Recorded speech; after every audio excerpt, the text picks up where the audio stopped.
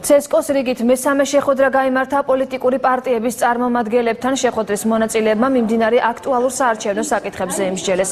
განიხილეს საარჩევნო ადმინისტრაციის დაკომპლექტების წესები, კანდიდატების რეგისტრაციასთან და საარჩევნო დავებთან დაკავშირებული საკითხები.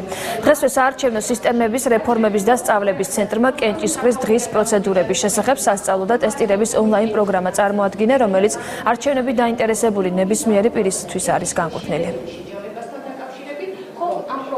ჩვენმა ტრენინგ ცენტრმა გააკეთა პრეზენტაცია ახალი პროგრამის, ეს არის ელექტრონული ტესტირების პროგრამა, რომელიც ეხება კენჭისყრის დღის პროცედურებს, საარჩევნო კანონმდებლობას, ყველა მსურველს საარჩევნო პროცესში ჩართულ მხარეს შეუძლია, რომ ეს ტესტირების პროგრამა იხილოს ტრენინგ ცენტრის ოფიციალურ ვებგვერდზე. მე ვფიქრობ, რომ საინტერესო პროგრამა და სასარგებლო პროგრამა პარტიების, იმიტომ რომ ჩვენ ჭირდება, რომ ყავდეს ჩვენი წევრები, რომლებიც იქნებიან კვალიფიციური საარჩევნო პროცესში და ეს პროგრამა აძლევს საშუალებას არა მარტო თქვათ პარტიის წევრებს, არამედ ამომრჩეველსაც შევიდეს ელექტრონული საშუალებით და მიიღოს კვალიფიკაცია, გამოცდილება, რომელიც ძალიან მნიშვნელოვანია სამართლიანი და ნორმალური პროცესი, რომ არჩევნები კარგ ვითარებაში ჩატარდეს.